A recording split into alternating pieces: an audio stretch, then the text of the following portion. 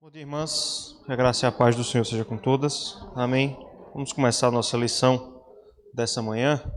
Vamos ler a palavra de Deus. Vamos abrir nossas Bíblias na carta do apóstolo Paulo aos Romanos, capítulo 13. Nós vamos ler os versículos de 1 a 7. Romanos, capítulo 13,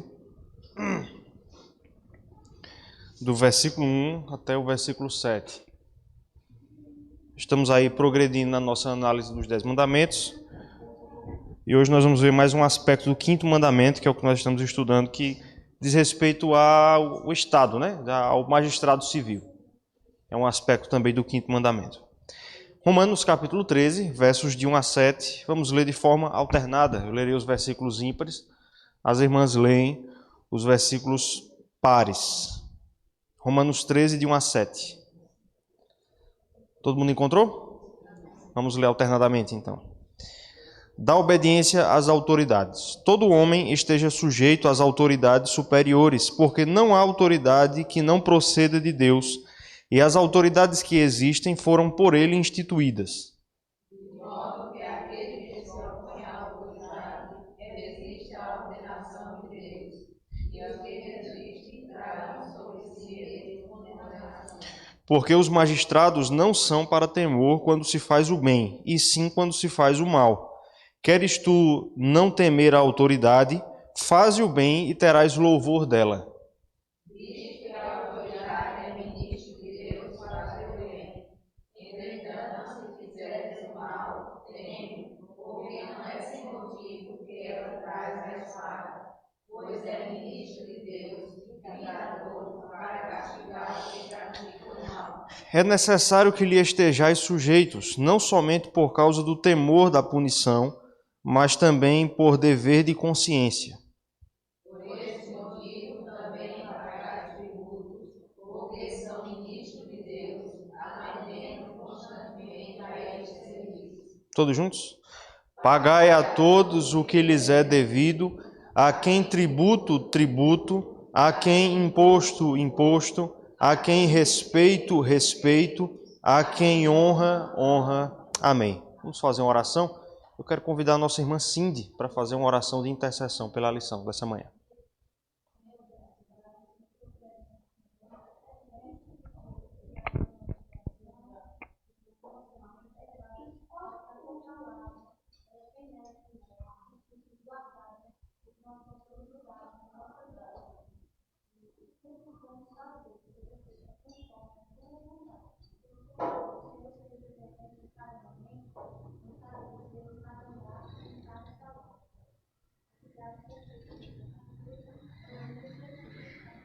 Amém. Muito bem, mas nós estamos então estudando o 5º mandamento, né? Estamos progredindo aí passo a passo na nossa série de estudos aqui sobre ética cristã, né? Sobre ética cristã aplicada aos 10 mandamentos, e estamos na análise do 5º mandamento. Na semana passada eu não estive aqui, mas nos domingos anteriores a gente já viu alguns aspectos, né? No primeiro estudo, vimos aquilo que o mandamento coloca de maneira mais óbvia, né? O dever de honra que os filhos devem aos pais. A gente estendeu aí para ascendentes de maneira geral, avós, bisavós, enfim. E no último estudo nós vimos como esse mandamento ele se expande, né? Ele se alastra para outras dimensões da nossa vida aqui nesse mundo, né? Lembrando que até o 4º mandamento nós estamos lidando com as nossas obrigações para com quem?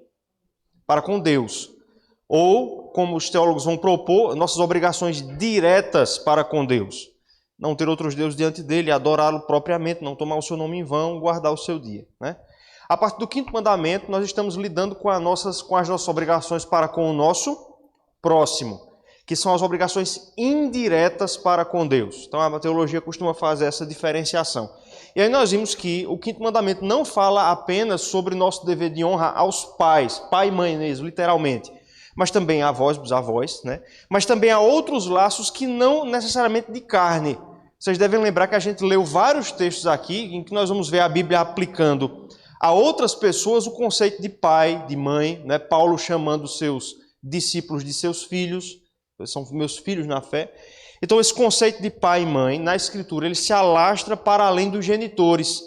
de maneira que o quinto mandamento nos ensina a darmos honra a outras pessoas. Por exemplo, o servo deve honra ao seu patrão, né, nos limites ali do contrato de trabalho, mas ele deve honra ao seu patrão.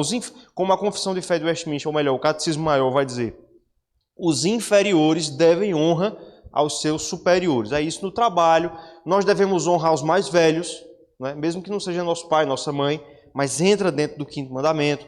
Nós devemos honrar aqueles que vieram antes de nós, em alguma relação, por exemplo, de trabalho, aquelas pessoas que são mais antigas do que nós. No contexto da igreja, nós devemos honra aos líderes da igreja, né, mais especificamente aos presbíteros, aos pastores. Aliás, irmãs, eu ia falar isso no último estudo, mas é curioso perceber que, desde muito cedo, aplicando essa questão do quinto mandamento à igreja, né, que a gente falou, desde muito cedo os líderes da igreja, eles foram... Isso não foi imposto, mas de maneira assim, voluntária, eles muito cedo começaram a ser chamados de pais. A pessoa que hoje nós conhecemos como Papa, você já deve, as pessoas mais atentas aqui já devem ter percebido que a palavra Papa, né, o líder da Igreja Católica, é chamado de Papa e essa palavra significa papai. Já perceberam isso, né? Ele é o pai da Igreja Católica. Mas essa designação, irmãs, ela era conferida no começo da história da Igreja a todos os bispos. Todos os bispos eles eram carinhosamente chamados de Papa, isso no começo da história. E o equivalente ao presbítero hoje na Igreja Católica, ele é chamado de padre, não é isso? O bispo, né? Não é o bispo, né? Porque o bispo é o da diocese. Mas assim, o pároco da igreja local, na Igreja Católica, é chamado de padre. E a palavra padre, em latim e espanhol, significa pai. Então, essa relação entre os líderes da igreja também serem considerados como pais, né, do povo, pessoas que cuidam do povo nas igrejas, é algo muito antigo, tá certo? Essas designações começaram lá no começo da igreja, quando os crentes viam seus líderes como também seus pais, de certa forma, e por isso lhes davam honra, tá bom? Então nós vimos nas últimas lições como o quinto mandamento nos ensina a darmos honra às mais diversas pessoas, desde que elas estejam com algum nível de autoridade sobre nós. E um aspecto do quinto mandamento, que é o que nós vamos ver hoje, diz respeito ao magistrado civil, né? Os teólogos, principalmente reformados, eles vão dizer que o nosso dever de honra ao Estado, ao governo ou ao magistrado civil, ele está localizado no quinto mandamento. Ele também é um aspecto do quinto mandamento. E quando nós lemos o texto aqui de Romanos 13, nós já podemos perceber como há essa conexão entre o quinto mandamento e o nosso relacionamento com o magistrado civil. Porque perceba que o verso 5 vai dizer que nós estamos sujeitos ao magistrado civil. É necessário que lhe estejais o quê? Sujeitos. Então nós somos inferiores nessa relação específica para com o governo. E também, no próprio verso 7, será dito que nós devemos prestar honra ao magistrado civil. E o que é que o quinto mandamento diz? Digam aí. Qual é a primeira palavra? Honra teu pai e tua mãe. Então a gente já percebe a conexão entre as duas coisas a partir daqui, tá certo? Então, irmãos, nós vamos ver então qual é a nossa relação com o governo, com o magistrado civil. A partir a partir do capítulo 23 da nossa Confissão de Fé de Westminster. Eu já trouxe esse estudo aqui há muito tempo atrás. Então, na verdade, eu revisei, dei uma melhorada e vou redar aqui esse estudo para que nós aprendamos sobre esse assunto. Não que seja algo que vocês já não conheçam, né? Não que seja um assunto estranho a nós, mas é sempre bom a gente revisar. Então, irmãos, nós vamos correr o seguinte percurso aqui. Vamos fazer uma introdução. Depois vamos ver a questão da legitimidade, e tudo isso também encontrando em Romanos 13, tá certo? A legitimidade do Estado, tá certo? A função do Estado, qual é a função do governo, e qual o relacionamento entre o cristão e o governo, o cristão e o magistrado civil, tá bom? Então, começando, irmãs, pela introdução, lembrando que quem quiser pode falar, pode perguntar alguma coisa, pode ficar bem à vontade, tá bom? Então, começando com a introdução, irmãs, nós precisamos lembrar um pouco do contexto da nossa Confissão de Fé de Westminster. Já foi falado bastante isso aqui em outras ocasiões. A nossa confissão, irmãs, os nossos documentos de fé, eles foram produzidos no século XVII, mais especificamente ali entre 1643 a 1649, e isso foi dentro de um contexto muito específico. O parlamento da Inglaterra convocou a Assembleia de Westminster para que aquela Assembleia produzisse os documentos que foram produzidos e que seriam os documentos da Igreja Oficial da Inglaterra. Então, trocando em miúdos aqui, a Confissão de Fé, irmãs, e nossos documentos foram produzidos num contexto em que o Estado tinha uma religião oficial. Esse era o contexto na Idade Média. Aqui nós estamos já na Idade Moderna, mas ainda com muitos resquícios da Idade Média, e era assim que acontecia. Aqui no Brasil, por exemplo, o nosso país, quarta-feira comemora-se o bicentenário da independência, mas mesmo depois da independência do Brasil, o nosso país continuou a ter uma religião oficial até 1888, que é a data da proclamação da República. Antes disso, nosso país era, primeiro, uma colônia de Portugal, depois um país independente, o Império do Brasil independente, e havia uma religião oficial. Qual era a religião oficial do Império? Catolicismo romano. Tanto é, irmãs, que é até interessante perceber, quando Simon chegou aqui, ainda era esse contexto. E por causa disso, ele tinha muitas restrições. Por exemplo, os protestantes não podiam construir templos até 1888. O primeiro templo presbiteriano que foi construído aqui no norte do Brasil é a primeira igreja presbiteriana de São Luís. E se você pegar pinturas de como ela foi construída, você vai ver que ela parece um mercado ou um matadouro, não parece uma igreja. Por quê? Porque até a proclamação da República, evangélicos, protestantes não podiam construir templo com cara de igreja, no estilo que a gente tem as igrejas hoje, tá bom? Então, por causa disso, porque havia uma religião oficial, a religião oficial do Império do Brasil era o catolicismo. E na Inglaterra, a ideia foi convocar a Assembleia de Westminster para que a religião oficial deixasse de ser o anglicanismo, tá certo? Anglicanismo é a Igreja da Inglaterra, para se tornar o presbiterianismo. A Assembleia de Westminster foi convocada para que ela produzisse documentos e, a partir dali, o presbiterianismo, a fé reformada, fosse a religião oficial do país da Inglaterra, tá bom? Isso aconteceu por um tempo, mas não durou muito. Então, originalmente, irmãs, a nossa Confissão de Fé de Westminster, quando tratava sobre esse capítulo do governo, ela vai dizer coisas que para nós hoje soam estranhas. Daqui a pouco eu vou falar disso com mais detalhes, mas quando a confissão chegou nos Estados Unidos, vocês devem lembrar que os puritanos eles foram perseguidos na Inglaterra e a maioria deles fugiu para onde? Para a Nova Inglaterra, a colônia da Inglaterra, que veio a se tornar os Estados Unidos, as 13 colônias. Lá a Confissão de Fé chegou e ela foi alterada.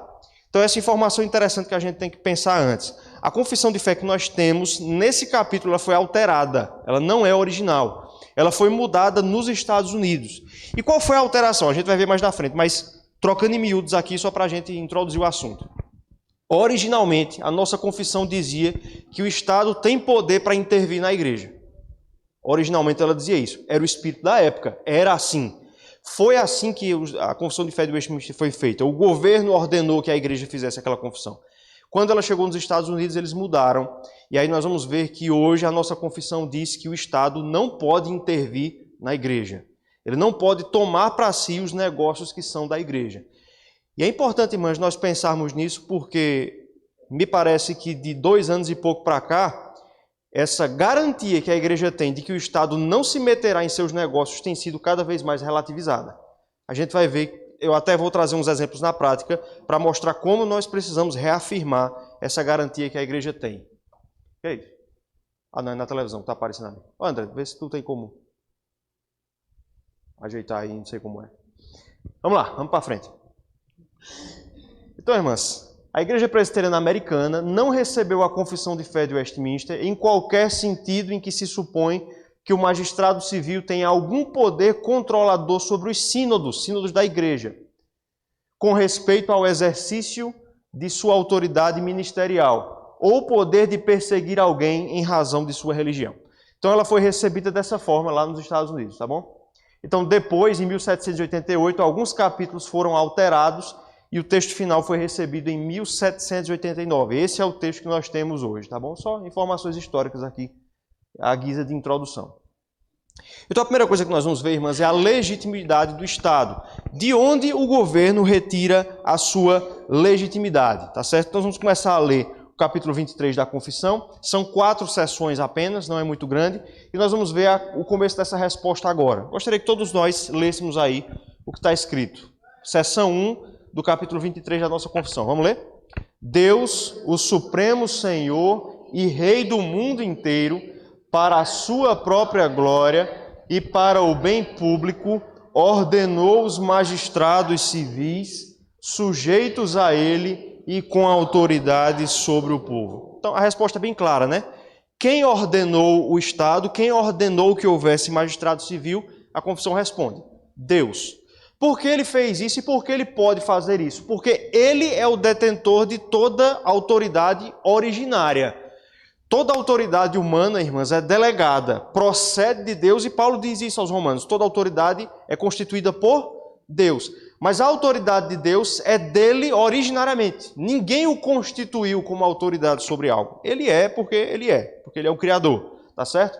Então ele, que é o detentor e rei do mundo, Senhor e rei do mundo, ele ordenou que houvesse magistrados civis e que nós, então, estivéssemos sujeitos a ele e que ele, o magistrado civil, tivesse autoridade sobre o povo, tá bom? Então nós podemos ver isso em Romanos 13, versos 1 e 2, que mostra essa verdade. Vamos ler? Só os versículos 1 e 2 de Romanos 13, todo mundo junto, vamos lá?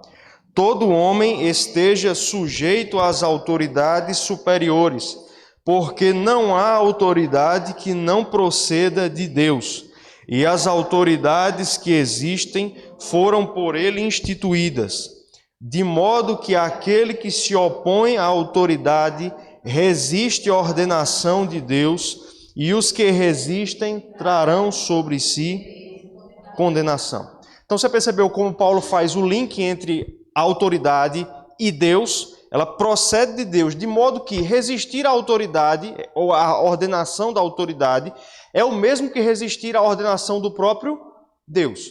Lembra que a gente falou lá, no primeiro estudo sobre o quinto mandamento, que pai e mãe são representantes de Deus na família? Lembra que eu falei isso? Pai e mãe são representantes de Deus no âmbito familiar.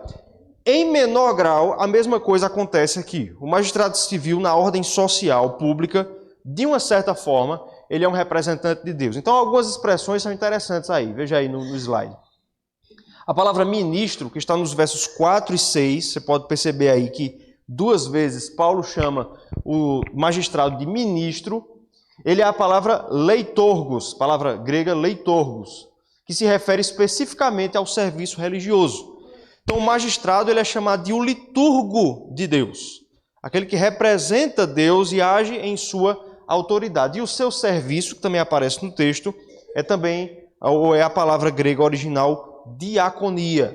Então, o magistrado é também o diácono de Deus, é o servo de Deus. A gente vai ver que isso tem um limite, tá bom? Isso precisa ser entendido de uma certa forma específica, a gente vai ver. Mas por agora, o importante é entender que o Estado ele age, a princípio, sob a autoridade de Deus. Então, Deus é quem legitima o Estado. Essa autoridade vem dele. E o apóstolo Pedro também vai ensinar isso. Alguém abre e leia, por favor. Hoje eu não trouxe os textos, os papeizinhos. Então, uma pessoa, por favor, abra e leia 1 Pedro 2, versos 13 e 14.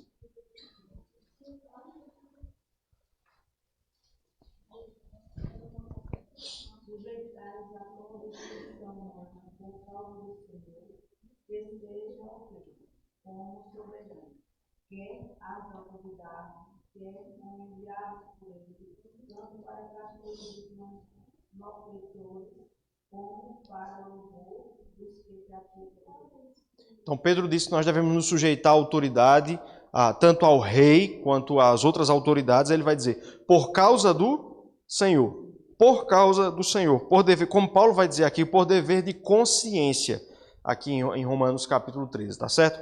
Então a nossa submissão ao magistrado civil se deve, em último caso, porque ele retira a sua autoridade de Deus. Ele é legitimado por Deus.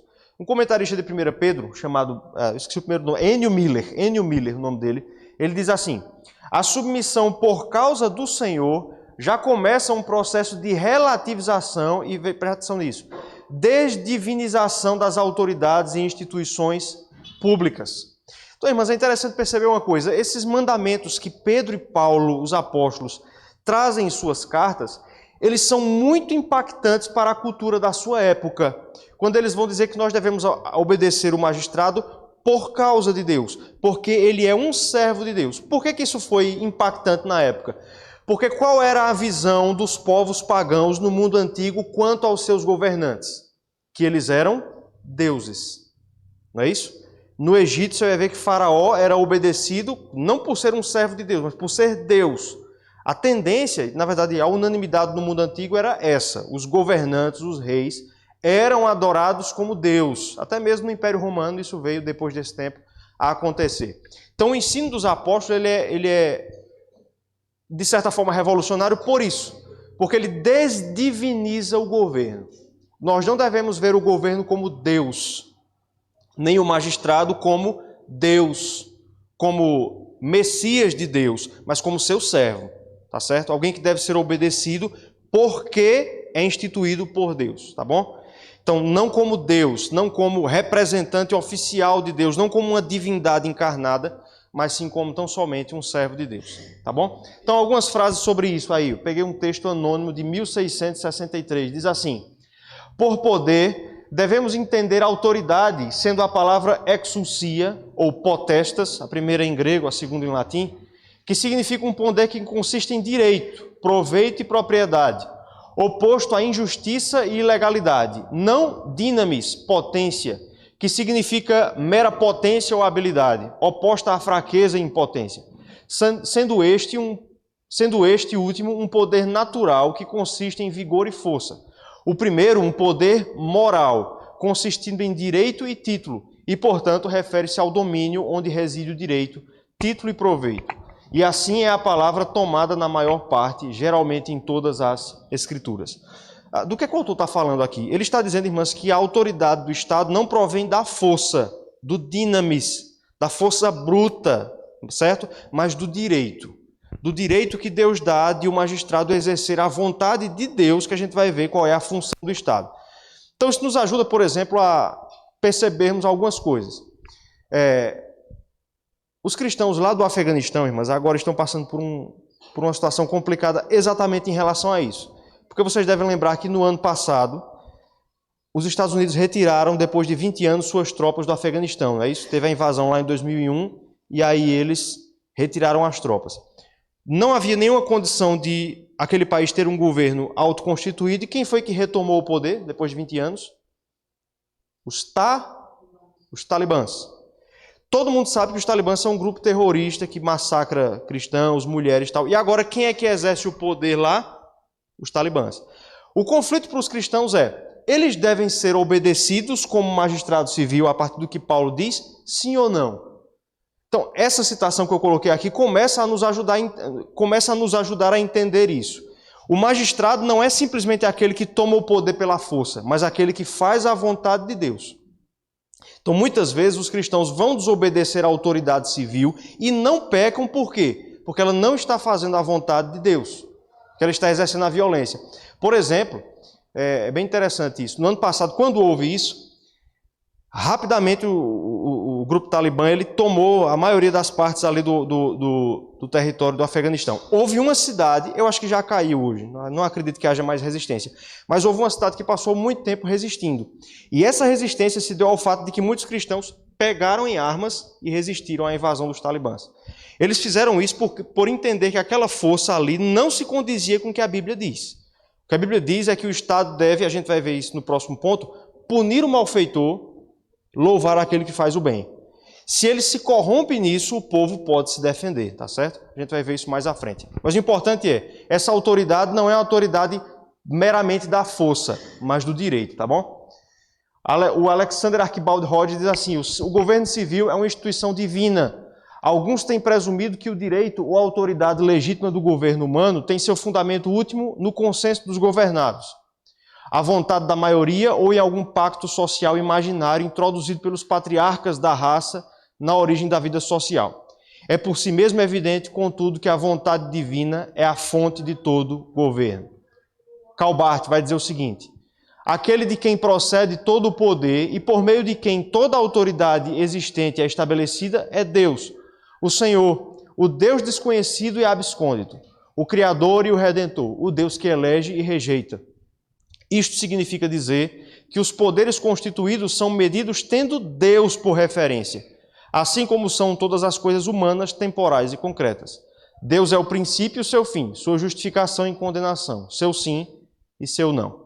Por último, João Calvino. Se eles, ele está falando do magistrado aqui, se eles cometem qualquer pecado, o governante, isso não é apenas um mal realizado contra pessoas que estão sendo perversamente atormentadas por eles, mas representa igualmente um insulto contra o próprio Deus de quem profanam o sagrado tribunal. Por outro lado, possuem uma admirável fonte de conforto quando eles refletem que não estão meramente envolvidos em ocupações profanas, indignas de um servo de Deus, mas ocupam um ofício por demais sagrado, até porque são embaixadores de Deus. Tá certo? Então a gente vê aqui, terminando o primeiro ponto, a legitimidade do Estado. O magistrado civil existe porque Deus o ordenou, porque toda autoridade procede de Deus. Ok? Pode falar? É.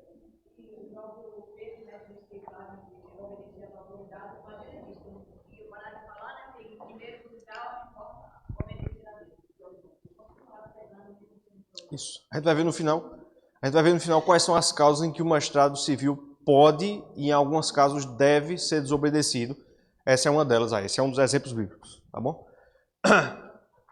Então, em segundo lugar, a confissão vai ensinar a função do Estado. Já vimos a legitimidade, de onde ele retira a autoridade e qual é a sua função. Vamos ler junto? E para esse fim os armou com o poder da espada para a defesa e encorajamento daqueles que são bons e para castigo dos malfeitores. Ok.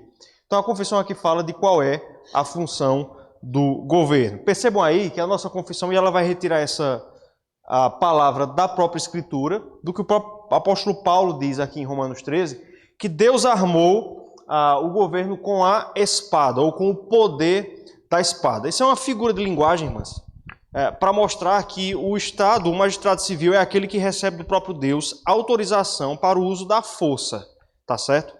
A imagem da espada é a imagem de poder usar a força em nome de Deus. É fácil a gente fazer essa associação quando a gente lembra, ou tenta lembrar, a quem Deus, pela primeira vez, deu uma espada. Alguém consegue lembrar disso? Quem foi a primeira pessoa, o primeiro ser, né, a receber uma espada das mãos de Deus? Foram os anjos que Deus pôs à porta do jardim do Éden quando o homem sai do Éden.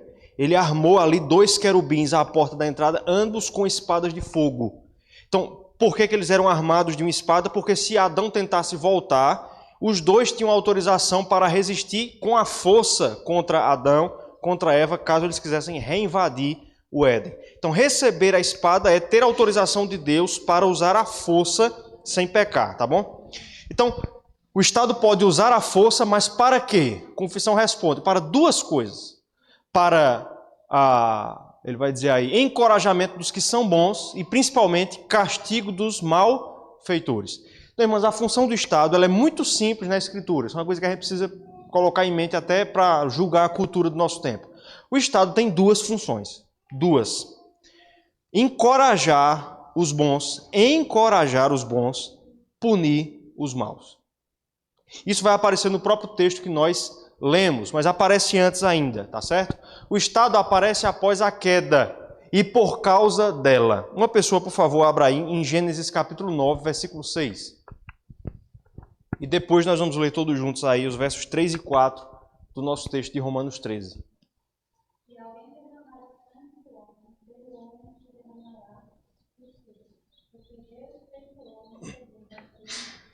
Ok, esse é o pacto de Deus com Noé, que é uma repetição do pacto das obras que Deus fez com Adão, tá certo? A humanidade aqui acabava de ser dizimada, com exceção de Noé e sua família, e agora que a terra vai ser repovoada, Deus repete aquele pacto das obras que foi feito com Adão. Mas agora há algumas cláusulas a mais, porque agora existe a presença do pecado. Então Deus vai disciplinar como o pecado deve ser tratado. Ele estipula aqui uma regra. Aquele que derramar o sangue do seu próximo terá o seu sangue derramado. Mas esse texto aqui, ele coloca uma norma perene, tá certo? E que, conforme a maioria dos estudiosos acredita, não se limitou àquela época, mas um princípio de justiça que Deus estabelece aqui. Se você causar um dano a outra pessoa, o mesmo dano deve ser causado a você. A própria lei lá de Moisés vai estipular isso. Você lembra que a própria lei diz olho por olho, dente por dente. Então Deus coloca esse princípio aqui, trazendo a ofensa máxima, que é matar outra pessoa. Derramar o sangue aqui, irmãs, é matar. E Deus mostra aqui qual é a punição justa para quem, sem motivo, tá certo, covardemente, mata outra pessoa. A pena justa para isso é que o seu sangue seja também derramado. Então é interessante, mas como nós vemos numa época em que as pessoas às vezes querem trazer um senso de justiça diferente do que a Bíblia ensina, tá certo? Mas isso é uma coisa até mesmo que pela intuição nós sabemos. Você lembra lá do que é que Caim disse depois que ele matou Abel? Quem me encontrar vai querer fazer o quê? Me matar. Porque ele já compreendia isso, que quem derrama o sangue, ele derramou o sangue do seu irmão, merece ter o seu sangue derramado. E mesmo no nosso tempo, irmãs, quando a gente vê crimes bárbaros na televisão, crimes como esse, assassinatos passionais, assassinatos brutais, nós sabemos, de uma maneira quase que intuitiva, que a pena justa é que a mesma coisa acontecesse com a pessoa, não é verdade? Vejam só, a maioria, todo mundo aqui lembra lá do caso de Suzanne von Richthofen, né? Lá em 2002, eu acho, né? Todo mundo sabe como foi, né? Aquela mulher está no regime, eu acho que agora ela foi para o semiaberto, mas demorou um tempão. Por quê? Porque toda vez que chegava perto dela progredir do regime fechado para o semiaberto, havia uma comoção nacional. Como é que pode? Matou o pai, matou a mãe, vai estar solta aí. Por que nós sentimos essa revolta? Porque lá no fundo nós sabemos que o correto, o justo era que, como o sangue foi derramado, o sangue dela também deveria ser derramado. A gente sabe isso de maneira intuitiva, que o sangue reclama derramamento do próprio sangue. Então Deus institui essa lei, aqui está certo, quem derramar o sangue terá o seu sangue derramado. E quem é que deve executar essa lei? O governo. O magistrado civil é quem deve exercer a execução dessa lei. É o que Paulo vai exercer, é o que Paulo vai ensinar, aqui em Romanos 13, versos 3 e 4. Vamos ler todos juntos? Romanos capítulo 13, versículos 3 e 4. Vamos lá. Porque os magistrados não são para temor quando se faz o bem, e sim quando se faz o mal. Queres tu não temer a autoridade, faze o bem e terás louvor dela, visto que a autoridade é ministro de Deus para o teu bem. Entretanto, se fizeres o mal, teme, porque não é sem motivo que ela traz a espada, pois é ministro de Deus, vingador, para castigar o que pratica o mal. Então Paulo traz esse entendimento aqui. A função do Estado é louvar os que fazem o bem. Perceba, ele não diz que o Estado deve fazer o bem, ele mesmo fazer o bem. Não, ele deve louvar, proteger os que fazem o bem. E por outro lado, os que praticam o mal, os que quebram a lei lá de Gênesis 9:6, os que matam, os que roubam, os que fraudam. O que é que o Estado deve fazer com eles? Castigá-los, na medida da justiça, olho por olho, dente por dente, tá certo? Então o Estado, segundo o tópico ali, é o vingador chamado a fazer aquilo que é proibido aos particulares. Isso é um ponto importante. Uma pessoa, por favor, leia aí, Romanos 12, 2 versículos, 17 e 19. Romanos 12, 17 e 19.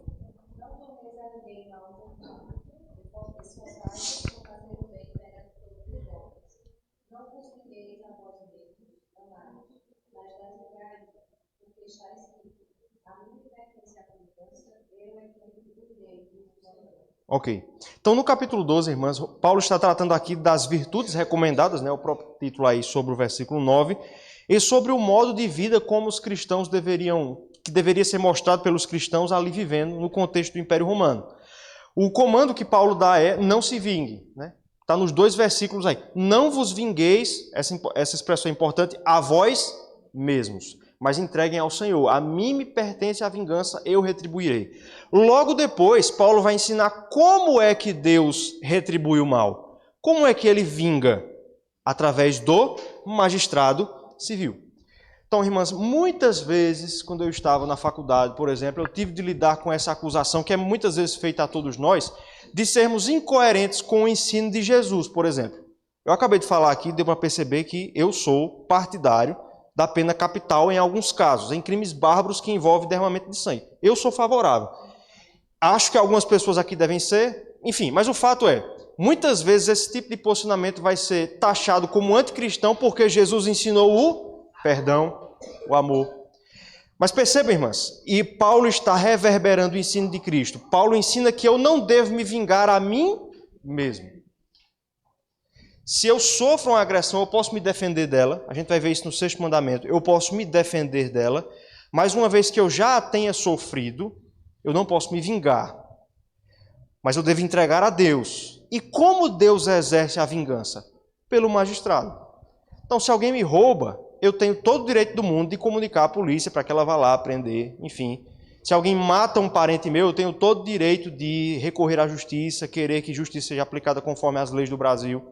Então vejam, o que Paulo proíbe e o que Jesus proibiu é que nós exerçamos vingança própria. Quando o tema, irmãs, é uma injúria à honra, a Bíblia diz que nós devemos sofrer. Mas quando um crime é praticado contra nós, quando uma ofensa material é praticada contra nós, o Estado é aquele que é autorizado por Deus a exercer a vingança de Deus. Aliás, ele é chamado exatamente dessa forma. Deixa eu achar o versículo aqui. Ele é chamado de vingador. Verso 4 ou 5. Aí, verso 4. Pois é ministro de Deus, parte final. Vingador. Alguns versículos antes, Paulo tinha dito, não vos vingueis. Quem é que pode vingar? O Estado, o magistrado civil. Ele é ministro de Deus, vingador, tá certo? Para trazer castigo sobre os que praticam o mal. Isso também é ensinado em outras passagens da Escritura. Mais algumas pessoas aí, por favor. 1 Pedro 2,14. Uma pessoa abre e lê, por favor. Outra pessoa, 1 Pedro 3,13. Uma terceira pessoa, 1 Timóteo 2, versos 1 e 2.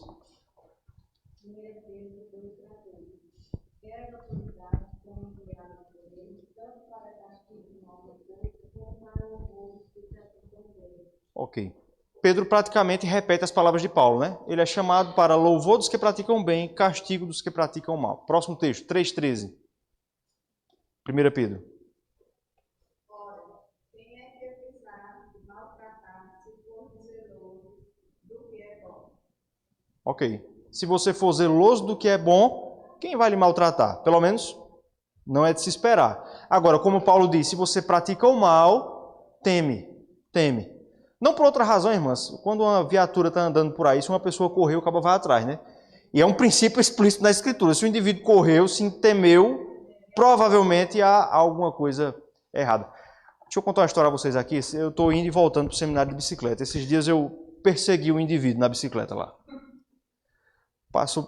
Eu voltando, aí ouvi uma sirene, pensei logo de cara que era uma ambulância.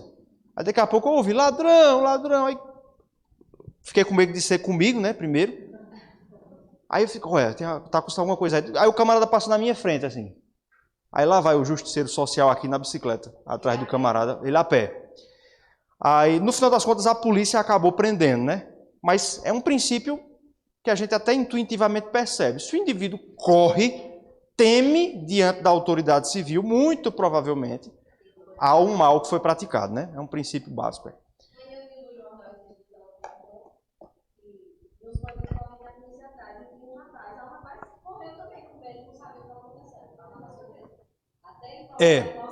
Tem esse perigo, realmente.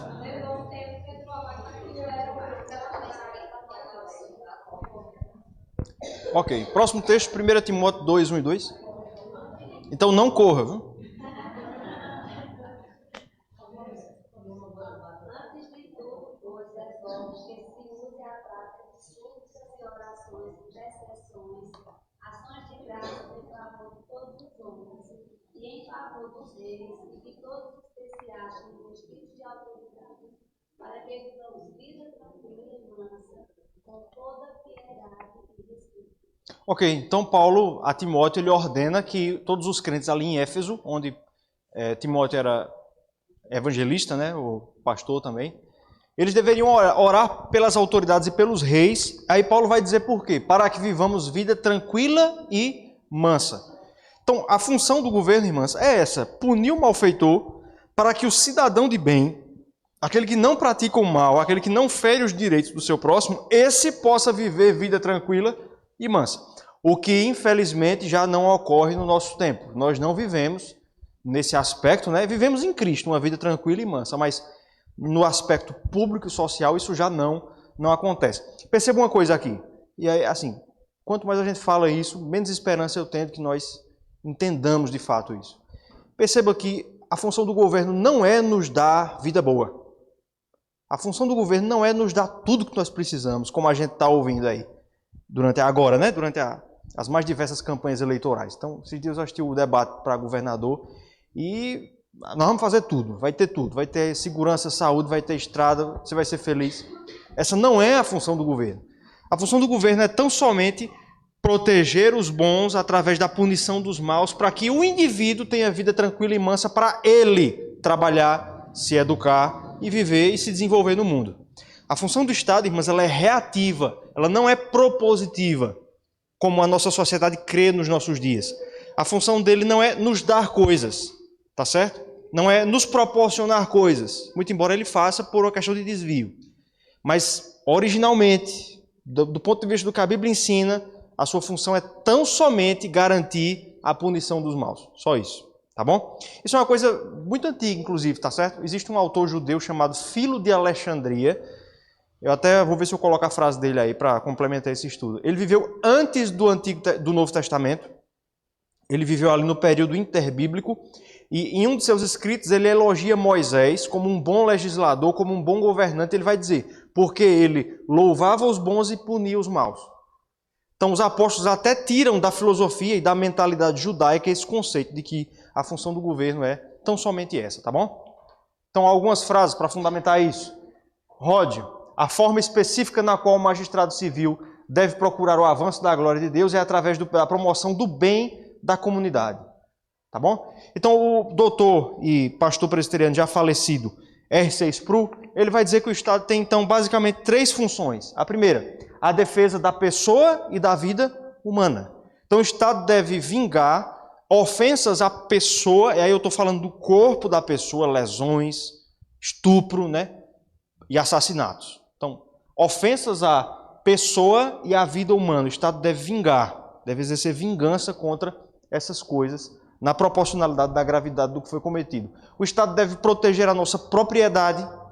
Ele não nos deve dar propriedade, dar coisas à pessoa, mas proteger o que a pessoa já tem contra o roubo, contra o furto, contra a fraude, enfim. E por último, a garantia da honestidade. Em outras palavras, o Estado é o braço armado para assegurar o cumprimento de contratos, certo? Se você me vende seu carro, eu lhe dei o dinheiro e você não quer dar meu carro, eu tenho o direito de pegar a força. Quem vai exercer essa força? O Estado. Para garantir a honestidade, para garantir a execução de contratos, tá bom? Então eu gosto dessa divisão que ele faz aí, da tríplice função do Estado.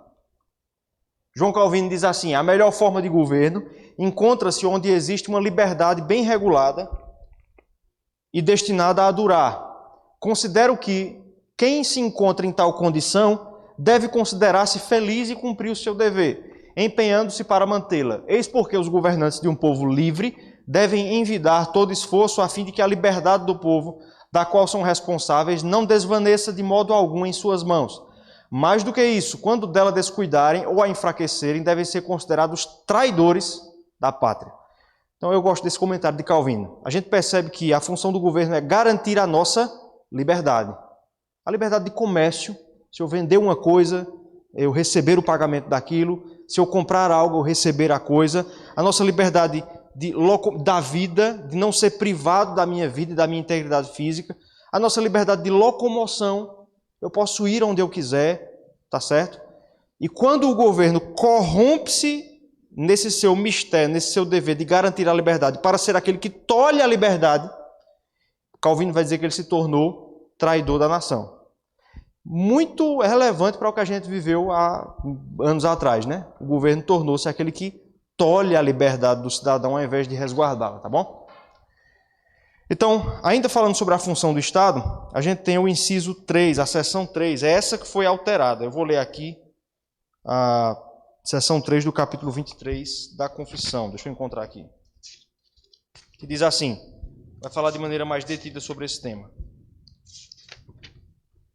Os magistrados civis não podem tomar sobre si a administração da palavra e dos sacramentos. Então aqui ele está falando de separação entre igreja e Estado.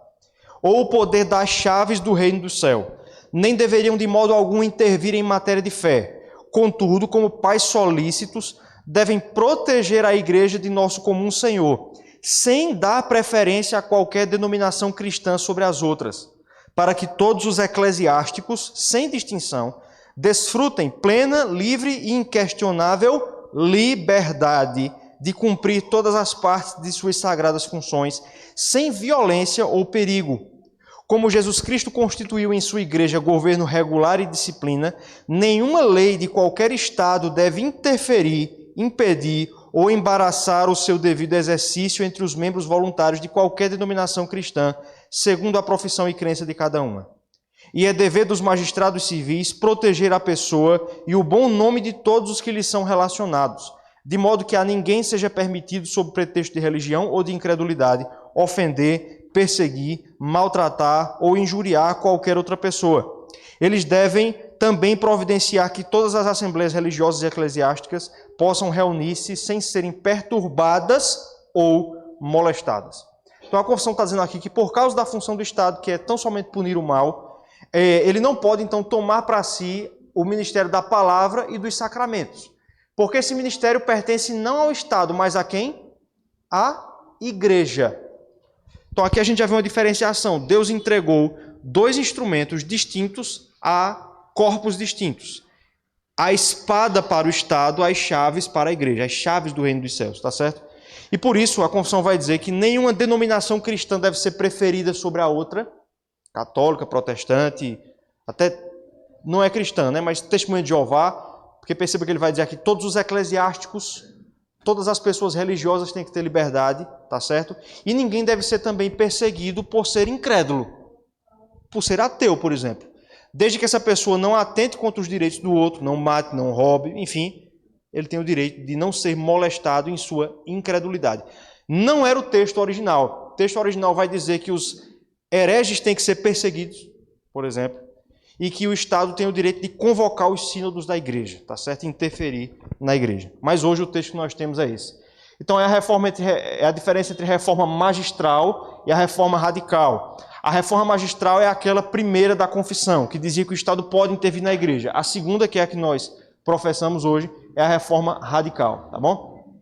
Então a R6 Spru vai dizer assim: é importante que entendamos o fato de que este poder não é dado à igreja.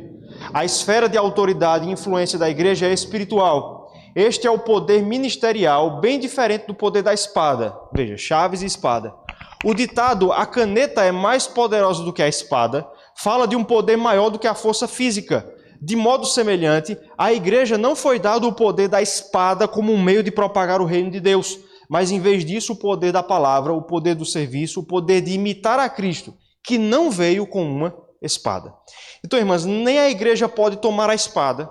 Nós não podemos converter as pessoas pela ameaça, como muitas vezes foi feito na história do cristianismo, tá certo? E por outro lado, o Estado que recebeu a espada não pode tomar as chaves, tá certo? Então eles não podem trocar entre si esses instrumentos. O que muitas vezes, irmãs, tem acontecido, a gente precisa estar muito atento a isso. Por exemplo, durante a pandemia, eu não lembro onde isso aconteceu, se alguém souber me ajude aí, mas houve algum estado ou algum município, pode até ter sido Pernambuco, eu não estou lembrado, que dentre lá as orientações, entre muitas aspas, de o protocolo, né, de segurança em relação ao Covid, trazia orientações quanto ao modo de se administrar a Santa Ceia. Eu não lembro onde isso aconteceu, mas aconteceu no Brasil. Então havia lá, o ministro o pastor ou o padre deve entregar, desce daquela forma, o outro vai receber assim assado, veja.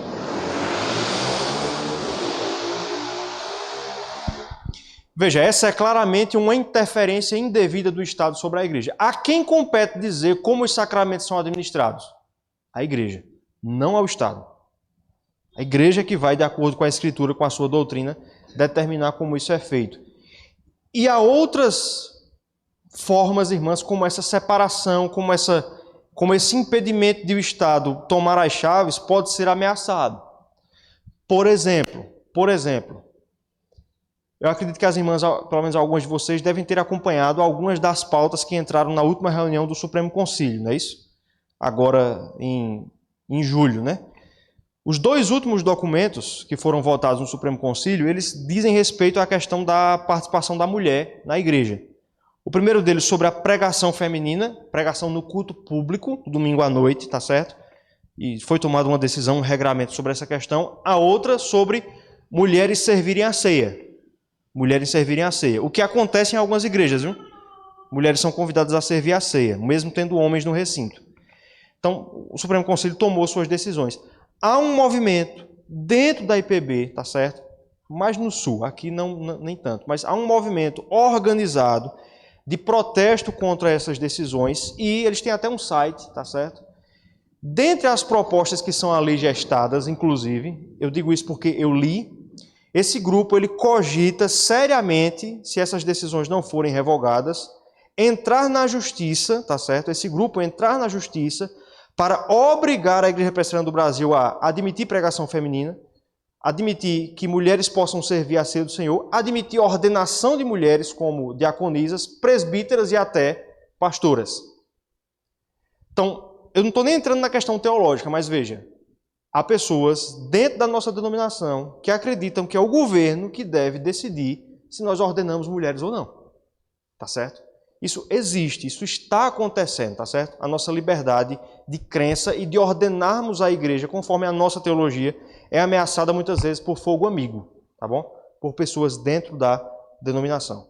Então, irmãs, essa questão da liberdade da igreja, de nós termos liberdade para cultuar, para abrir as portas, para nos reunirmos no dia do Senhor, tá certo? Para organizarmos a igreja de acordo com o que nós cremos a parte da Escritura, isso precisa ser afirmado e defendido, tá bom? Senão daqui a pouco nós estamos sendo obrigados a nos reunirmos escondidos e, enfim, a entrarmos até na ilegalidade para não negar a nossa fé.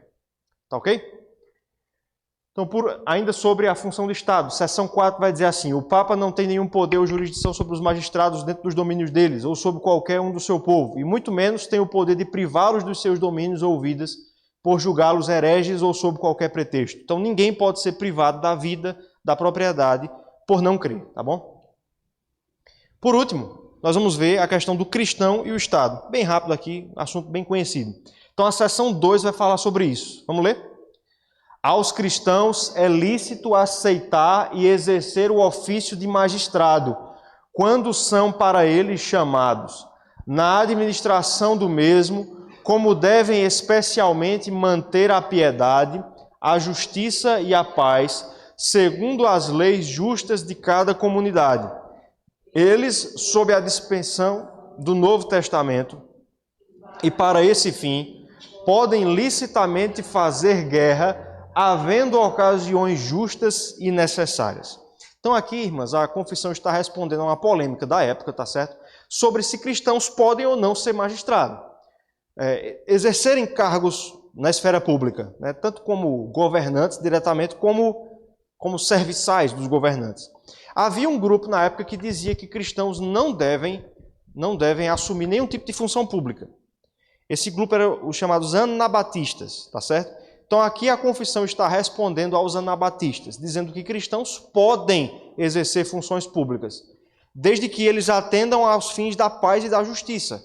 Ou seja, crentes que são funcionários públicos devem, em suas funções, contribuir para aquilo que a Bíblia diz que o magistrado deve fazer, não o contrário.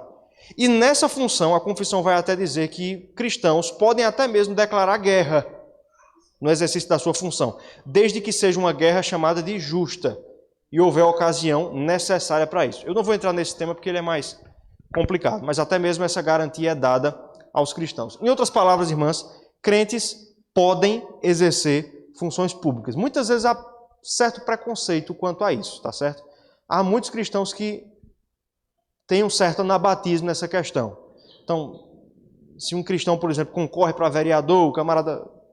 Há muita gente que não vê isso com bons olhos, mas o fato é que, confessionalmente, nós dizemos que cristãos podem exercer funções públicas. Eu não estou dizendo que é fácil, eu não estou dizendo que não seja perigoso em alguns aspectos, mas poder eles podem, não há pecado em fazer isso, tá bom? Então o Rod vai dizer assim: a ninguém é mais lícito do que aos cristãos ser magistrado ou alguma outra coisa, já que uma violação da vontade de Deus que alguma pessoa não seja cristã. Uma pessoa lê aí, por favor, Provérbios 29, verso 2. vai trazer um princípio interessante sobre isso. Provérbios 29, 2. Estamos terminando já.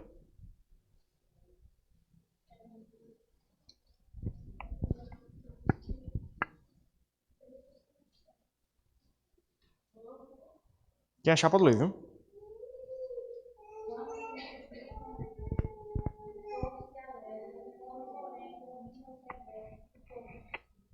Então, Salomão aí, ele expressa o seu lamento quando perversos são aqueles que ocupam cargos públicos, que o povo lamenta. Mas quando justos estão em posição de autoridade, o povo então é beneficiado por isso, tá bom? Então, cristãos podem exercer função de magistrado civil. E quanto aos outros que não são magistrados civis, mas são crentes, a confissão diz assim. Vamos ler junto? É dever do povo orar pelos magistrados, honrar suas pessoas, pagar-lhes tributos e outros impostos, obedecer às suas ordens legais e sujeitar-se à sua autoridade. E tudo isto por amor da consciência, incredulidade ou indiferença de religião, não anula a justa e legal autoridade do magistrado, nem absolve o povo da obediência que lhe deve, obediência de que não estão isentos os eclesiásticos. Então, cristãos devem orar pelas autoridades, a gente leu isso, 1 Timóteo 2, 1 e 2, e devem também pagar os impostos que lhes são devidos, tá certo? Bem como obedecer às suas ordens legais. É interessante que a confissão vai dizer que mesmo que o magistrado seja um incrédulo, isso não anula a sua autoridade, desde que ele seja alguém que cumpre com a função do magistrado civil, promove o louvor dos que fazem o bem, pune aqueles que são maus. E muitas vezes, irmãos, nós vamos encontrar servos de Deus honrando magistrados incrédulos. Por exemplo, Esté honrando Assuero, Neemias honrando Artaxerxes, Daniel honrando Dario, não é isso? O próprio Senhor Jesus Cristo reconhece em alguma medida a autoridade de Pilatos ali no seu julgamento, e o próprio Paulo está ordenando aqui em Romanos 13 que a autoridade seja obedecida. Quem era aquela autoridade?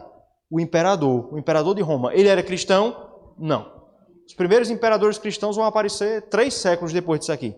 Então, o fato de a autoridade ser incrédula não tira a sua autoridade, desde que ele seja alguém que cumpre com a função do magistrado civil. Então, a regra é obediência. Aí agora vem o que Vilma falou ali para a gente caminhar para o final. E quando é que pode desobedecer? Quando é que o magistrado pode ser desobedecido? E aí os teólogos reformados vão falar em 2 hipóteses. Primeiro, quando a obediência ao magistrado importa em quê? Desobediência a Deus. Então, se o magistrado ordena que eu faça algo que a Bíblia proíbe, ou que eu me abstenha de fazer algo que a Bíblia ordena, nesse caso eu tenho uma autorização de desobediência. Exemplos, vários. Por exemplo, Êxodo capítulo 2. Faraó ordenou que todos os hebreus, as crianças, os filhos dos hebreus, fossem massacrados, e as parteiras egípcias desobedeceram. Até mentiram para isso, né? E o texto vai dizer lá que elas agradaram a Deus por fazer isso, tá certo? E em outros momentos também, Daniel, Daniel e seus amigos, na verdade, né? Aliás, os amigos de Daniel são ordenados a se curvarem diante de Dario, não fazem isso. Daniel é ordenado a parar de orar 3 vezes por dia, ele desobedece. Ali era mais um costume, né? Não era tanto uma ordem, mas de fato, pode entrar. Os apóstolos são proibidos pelo Sinédrio em Atos 4 e 5 de pregarem e desobedecem. Então, esse primeiro ponto ele é muito claro. Se o magistrado ordena algo que me é proibido, ou me proíbe algo que é ordenado, antes importa obedecer a Deus do que aos homens. Isso para nós, irmãos, é muito claro, muito claro. Mas os teólogos reformados, e esse é um tema que exigiria assim que a gente pensasse mais sobre isso, mas pelo tempo não vai dar, eles dizem também que nós também, em certas ocasiões, podemos desobedecer ao magistrado civil em legítima defesa de nossos direitos. Então, nós vamos encontrar na Escritura várias vezes a Bíblia mandando nós sofrermos o dano, mesmo quando um direito nosso ele é tolhido. Em muitos momentos, os autores, principalmente no Novo Testamento, vão dizer que nós devemos sofrer o dano, tá certo? Mesmo assim, alguns escritores reformados vão dizer que se o governo ele se torna uma ditadura, se ele tolhe nossos direitos de uma maneira assim absurda, nós podemos desobedecer o Estado para garantir nossos direitos. Então pense, por exemplo, aí num Estado socialista, por exemplo, que toma a propriedade, né? No comunismo mais bruto, aquele lá do século XIX. Suas propriedades estão confiscadas, você não tem mais nada. Isso é o tolhimento de um direito. Propriedade é um direito. Então você pode resistir em legítima defesa. Quer tolher a sua vida, você pode resistir, você pode fugir. Quer tolher a sua liberdade de expressão, por exemplo, que é o que a gente tem visto. É o que a gente tem visto, irmãs, semanalmente. Não faz muito tempo aí, o Supremo Tribunal Federal determinou a busca e apreensão na casa de um bocado de gente aí, porque estavam conversando no WhatsApp. Vocês viram isso, né? Os empresários lá. Porque estavam conversando no WhatsApp. Então vai lá, entra na sua casa, toma seu celular, toma seu computador, você não pode mais falar. Manda cancelar sua conta no Instagram, no Twitter, você não pode mais falar o que você pensa. Nós estamos já vivendo esse estado policialesco. Então, nessa situação, é uma situação grave como essa, muitos teólogos acreditam que o povo pode resistir. É o chamado direito à revolução, tá certo? Quando os direitos do povo estão sendo tolhidos, tá bom? Mas é um tema que exigiria mais reflexão da nossa parte. O importante é, em algumas situações, o povo pode resistir ao magistrado. Quando? Quando ele se corrompe. Quando ele não cumpre mais com o que a Bíblia diz, que é que ele deve punir o malfeitor, louvar o que faz o bem, tá bom? Por último, eu gostei dessa frase aí do Charles Hodge. Vamos terminar com ela. Que diz assim: enquanto o dever de obediência a nossos superiores e a submissão à lei, como prescritos no 5º mandamento, é a fonte de toda ordem na família, na igreja e no Estado, veja como ele faz o link com o 5º mandamento, a limitação desse dever por meio de nossa mais elevada obrigação para com Deus é o fundamento de toda a liberdade civil e religiosa. Então, nós obedecemos ao Estado porque a lei o diz, mas às vezes nós desobedecemos o Estado porque Deus o diz, tá certo? A nossa devoção a Deus, irmãs, é o fundamento da nossa liberdade. Liberdade de expressão, de culto, de propriedade, de vida, de locomoção, de pregação, de discurso, tá bom? Quanto mais devotos nós formos a Deus sobre todas as coisas, mais livres nós seremos, tá bom? Quanto menos devotos a Deus e mais devotos a homens nós formos, mais escravos nós seremos. Que o Senhor, pois, irmãs, nos abençoe, que Ele nos dê sabedoria em todas as coisas. Amém. Ficou claro, irmãs? Alguém ficou com alguma dúvida? É algo conhecido, né? Nós já ouvimos falar sobre isso, mas é sempre bom repetir.